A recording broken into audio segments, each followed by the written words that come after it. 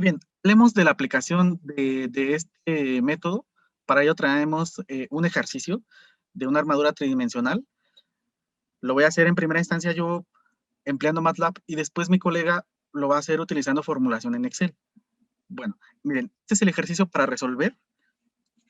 Tenemos una armadura espacial en la que todas las barras tienen una sección cuadrada de 3 centímetros de lado y vamos a considerar que las barras están construidas de acero con un módulo de elasticidad estándar típico de 2.1 por 10 a la 7 toneladas por metro cuadrado, ¿ok? Bueno, después miren, es una imagen en la que nosotros podemos ver la discretización y la notación. Podemos ver aquí que la armadura espacial se compone de 9 elementos y hay 15 grados de libertad en total. Pero expliquemos un poquito más a detalle esto que acabo de comentar. Sería de la siguiente manera, miren.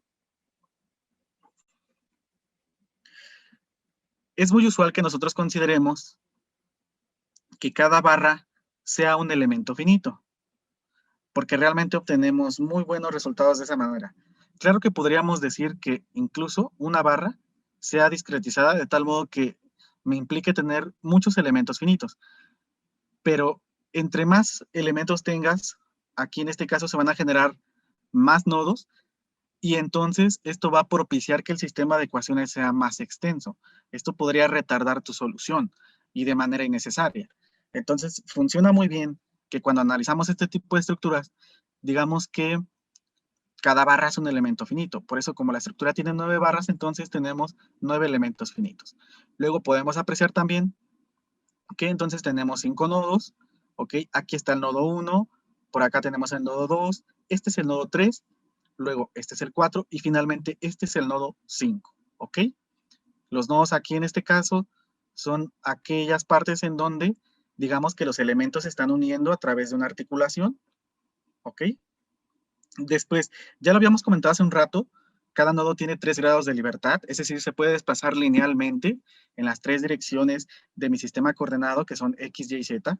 Entonces, por eso tenemos 15 grados de libertad en total. Pero para poder nosotros lograr que podamos obtener primero desplazamientos y después reacciones, es indispensable totalmente que enumeremos primero a los desplazamientos desconocidos en este momento, o a los grados de libertad, digamos que no restringidos.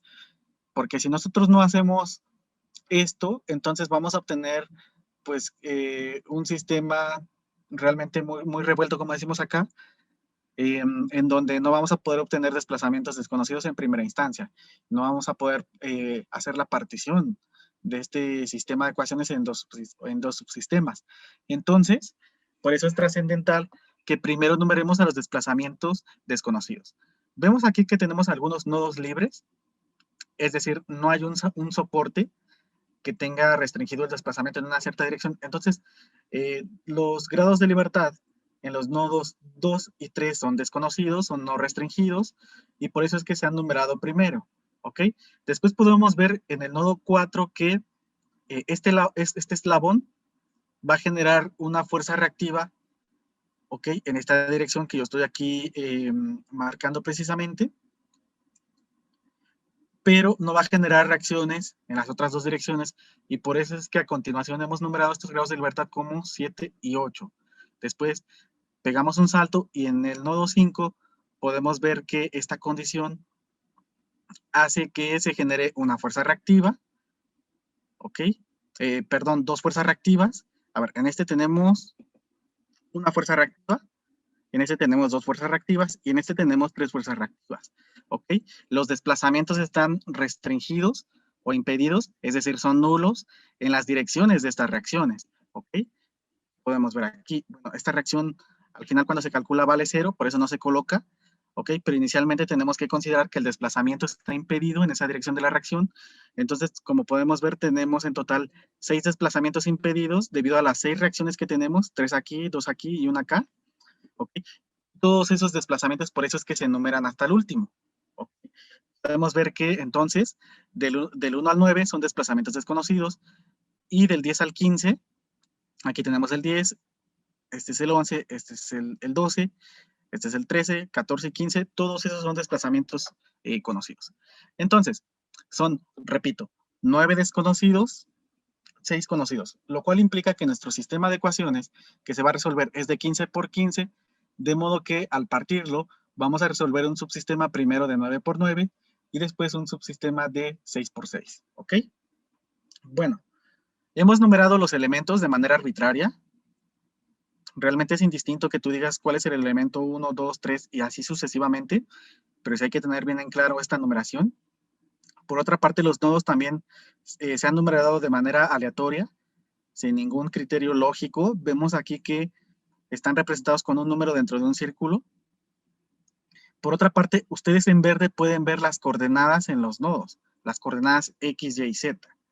Y luego también es demasiado importante decir para cada elemento cuál va a ser tu nodo inicial y tu nodo final. Aquí llamemos nodo inicial a N, porque es NIR, que significa cercano. Entonces NIR se abrevia a N, y es por eso que, por ejemplo, el Hibbeler ocupa esa nomenclatura de N. Y acá, por ejemplo, llamemos al nodo lejano, que por su traducción sería far F, ¿ok? F. Entonces tenemos un nodo N y un nodo F, ¿ok? F sería también como que el nodo final. Entonces, ustedes también de manera arbitraria pueden decir cuál es el nodo N y cuál es el nodo F para cada elemento. Y aquí el criterio para identificar esto es que un pico de la flecha se dirige hacia el nodo F y dos picos de la flecha referencian a un nodo N, ¿ok? Ese es el criterio que estamos tomando aquí. Algunos, por ejemplo, nada más ponen una flecha con una sola punta, en donde la punta de la flecha se dirige hacia F y la cola de la flecha referencia a N, por ejemplo. ¿Ok? Bueno, una vez que tenemos eso, nosotros podemos ya hacer un vaciado de datos, es lo que les voy a mostrar a continuación, ya sea en Excel o en MATLAB directamente. En este caso, yo el código de programación que les voy a mostrar lo que hace es hacer un llamado a un Excel para la entrada de datos, ¿ok? Entonces, se los voy a mostrar rápidamente. Es un taller corto, no tenemos tanto tiempo. De manera muy general les voy a explicar cómo trabaja mi programación, ¿ok? Y cómo utilizarla. Entonces, miren, aquí voy a abrir de entrada la hoja de datos en Excel. Después, aquí ya tengo el código de MATLAB abierto y además ya está corrido.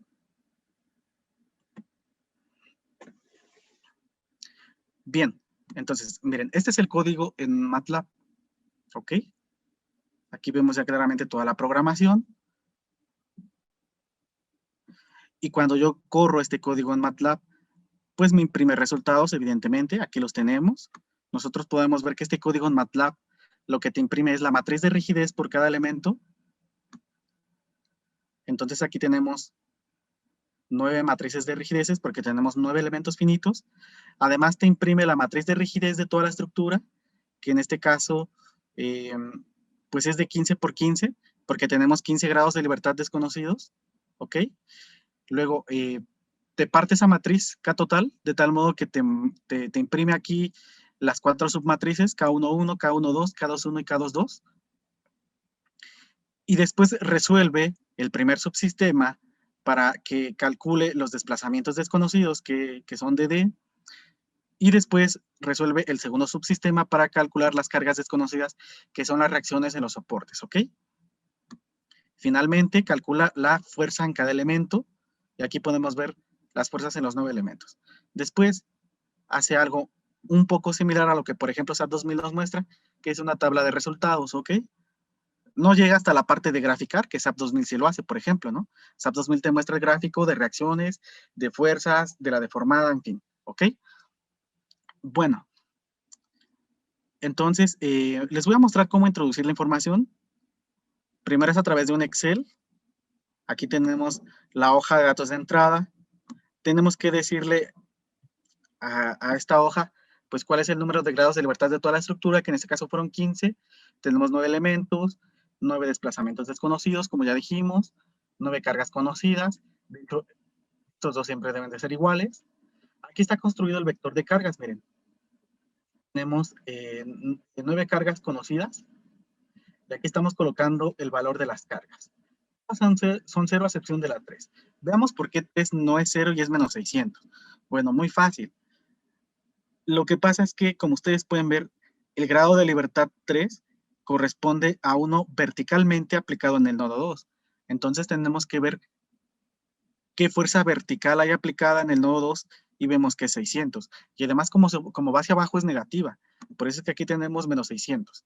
Luego, en todos los demás grados de libertad, ¿ok? Eh, es decir, los restantes que vemos aquí, los otros 8 restantes, no el 3, sino los otros 8 restantes, pues vemos que realmente no hay cargas aplicadas ahí, ¿no? Y entonces por eso son 0. Luego, en este caso, todos los desplazamientos conocidos son nulos, ya lo dijimos hace un rato. La única manera de que no sea nulo alguno de estos desplazamientos es que en el enunciado nos digan que un apoyo, por ejemplo, está sufriendo un asentamiento, ¿no? Luego, tenemos que indicar claramente cuál es el módulo de elasticidad. Aquí hay una conversión de unidades. Observen que está en libras por pie cuadrado. No podemos ser inconsistentes con las unidades. Tenemos que colocar el área, que también ya hay una conversión aquí.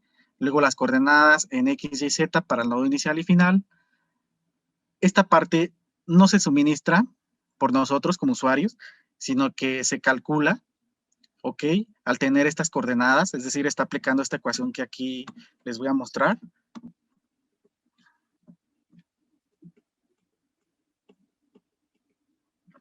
Esta de acá abajo, ¿ok?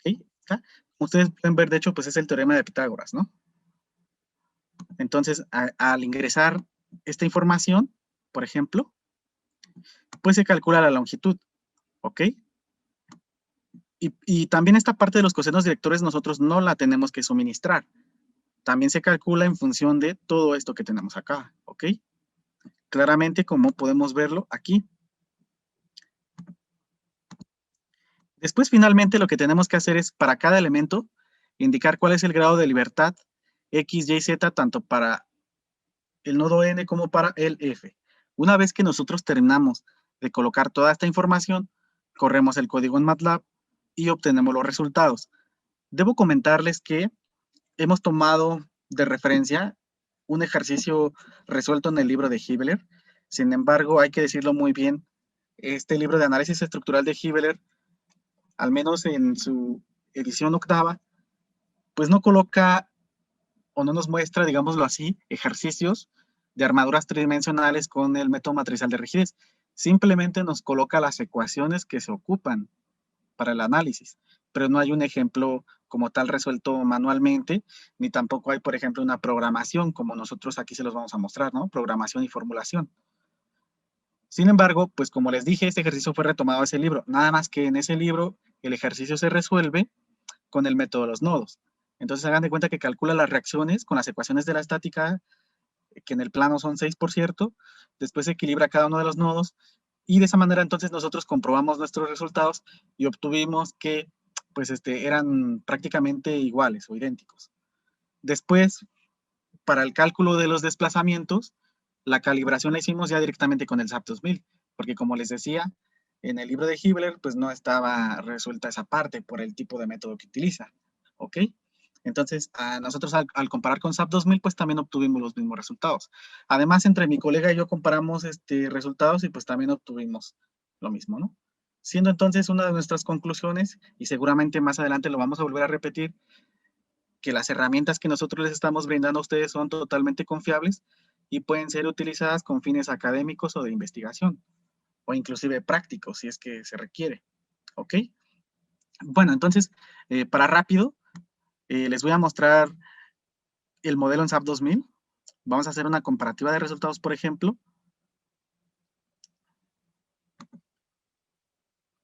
¿Ok?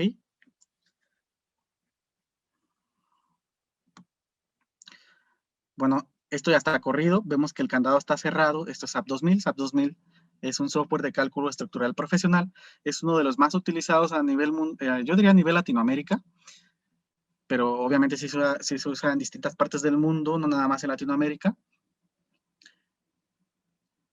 Y este programa tiene como base el método de elementos finitos.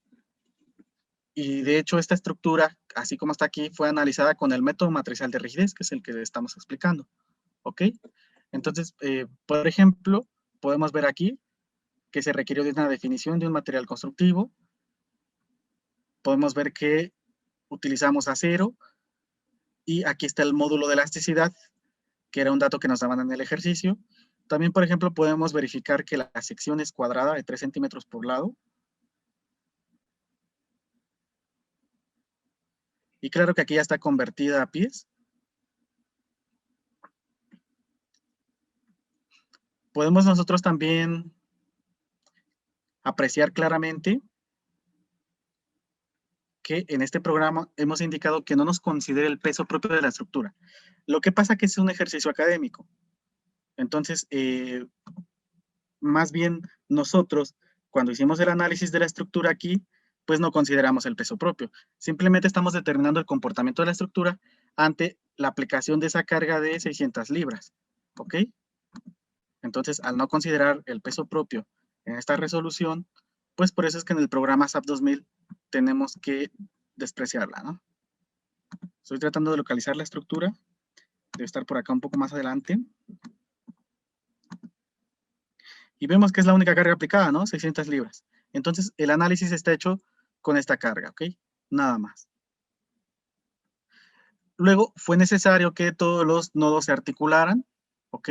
Esto lo logramos restringiendo el momento. Bueno, tendría que romper el candado para que ustedes lo vieran.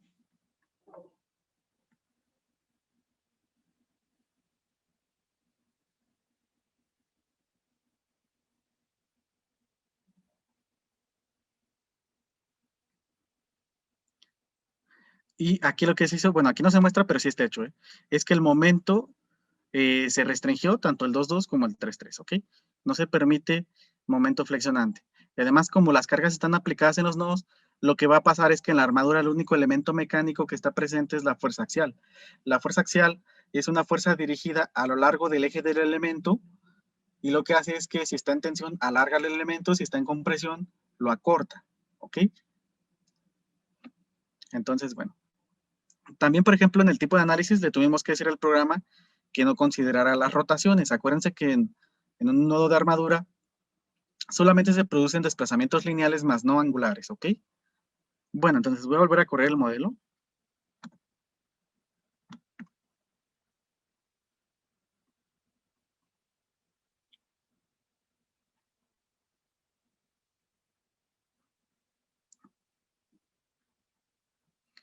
Y vamos a verificar, por ejemplo, las reacciones en los soportes.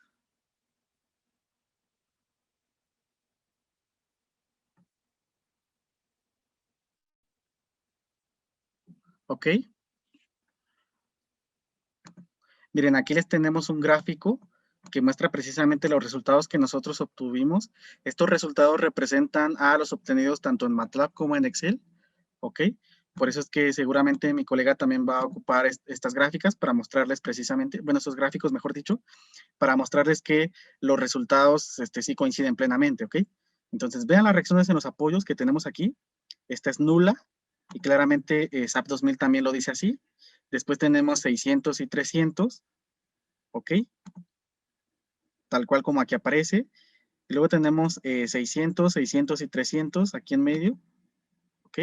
Bueno, aquí se ve un poco diferente por la rotación, ¿ok? Está rotada diferente. Ya quedó similar a lo que tenemos aquí en el PowerPoint. Entonces vemos que las reacciones en los apoyos pues coinciden plenamente, ¿no? Rápidamente en MATLAB también les muestro que efectivamente son esas, ¿ok? Aquí ya está corrido el MATLAB, que es un software de programación, ¿ok? Y aquí tenemos las reacciones en los apoyos, ¿ok? Vemos que tenemos algunas negativas, lo cual indica que van en la dirección opuesta a la positiva, ¿ok? Bueno, vamos con las fuerzas en las barras. Miren, aquí tenemos las fuerzas en las barras, ¿ok? Podemos ver que hay muchísimas de cero, porque estas prácticamente son cero. Están multiplicadas por 10 a la menos 13, ¿ok?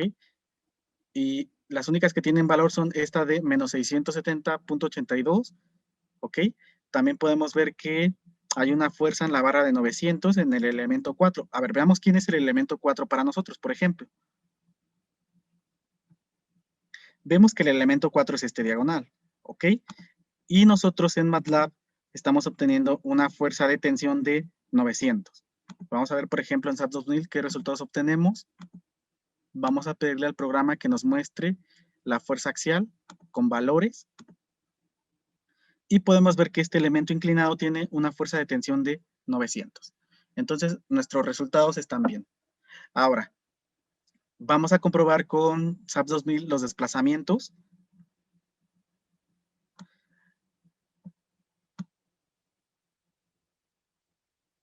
Aquí tenemos nuestros desplazamientos desconocidos.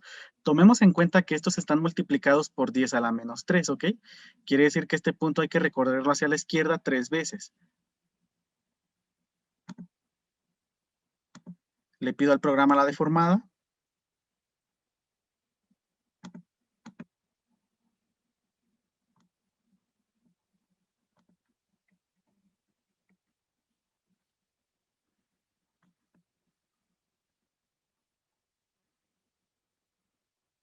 Y si yo me posiciono en algún nodo, por ejemplo, puedo ver U1, ¿ok?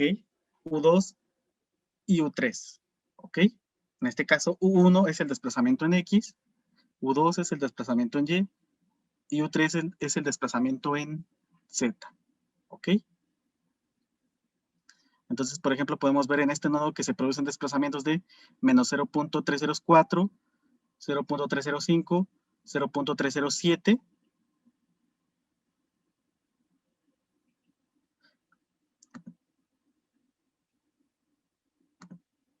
Aquí vemos que esos desplazamientos corresponden a primero el 2, luego el 1 y luego el 3. ¿Ok? Entonces, aquí tenemos los desplazamientos. 2, 1 y 3, ¿ok? Hay que ser muy cuidadosos con el orden. Entonces, como están multiplicados por 10 a la menos 3, pues vemos que sí coinciden. ¿Ok? Por ejemplo, el desplazamiento en la dirección Z, aquí vemos que es 0.307. Y aquí en MATLAB, acuérdense que está multiplicado por 10 a la menos 3, entonces sería menos 0.30665 y eso se redondea a menos 0.307, ¿ok? Y así sucesivamente podemos hacer las comparaciones. Entonces, como ustedes pueden ver, esto realmente es muy bueno porque ciertamente el método matricial de la rigidez es el que emplean los programas de computadora y es muy importante que nosotros lo sepamos utilizar, lo sepamos aplicar, ¿ok? Es para nosotros trascendental conocer cómo es que los programas calculan nuestras estructuras, qué conceptos toman en cuenta, qué teorías, cuáles son las aplicaciones de esto, qué ecuaciones se utilizan. O sea, todo eso nosotros lo debemos de conocer, porque al final de cuentas nosotros en un programa simplemente somos usuarios. Nosotros metemos datos y los programas de cálculo estructural profesional nos devuelven resultados sin que nosotros podamos ver el procesamiento de toda la información como aquí, ¿no? Que nos estamos percatando, por ejemplo, de cuánto son las matrices de rigidez de los elementos, ¿no? Qué valores tienen y demás. Entonces, por eso era importante mostrarles esto, ¿ok? Eh, pues ciertamente resolver esto a mano representaría muchas desventajas, ¿no? Y no lo comento nada más yo, sino que varios autores en sus libros o artículos lo dicen. Por ejemplo, Hibeler utiliza la palabra tedioso, realmente que el que tú calcules a mano una matriz por cada elemento y esta ecuacioncita que por ahí les mostramos, la apliques cuantas veces sean según sea el número de elementos. Por ejemplo, aquí esa ecuación la debimos de haber aplicado 9 veces, ¿no? Entonces, eso resulta tedioso. Y luego todavía hacer un ensamblaje para poder obtener la matriz de rigidez de toda la estructura, pues es todavía más tedioso aún, ¿no? Por otra parte, eres muy susceptible a incurrir en errores, porque, por ejemplo, son tantos números que fácilmente tú puedes transponer uno por otro, por ejemplo, o al calcular puedes obtener un número mal, y con un número mal que tengas, todo se mueve y al final los resultados que vas a obtener van a ser los no deseados.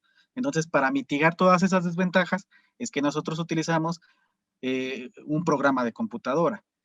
En la práctica profesional, pues es muy común que utilicemos un programa de cálculo estructural profesional. Sin embargo, también es posible utilizar un programa de programación en el que nosotros podamos programar los métodos, o bien un programa de formulación en el que se pueda formular los métodos, ¿no? En este caso, como lo es MATLAB y Excel respectivamente.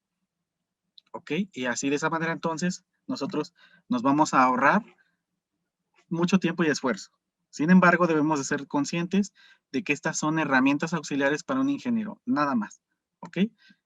La parte teórica, los conceptos, todo eso lo debemos de tener bien cimentado nosotros. Estimado Ever, te voy a dar pase, voy a dejar de compartir pantalla para que tú puedas continuar con la explicación.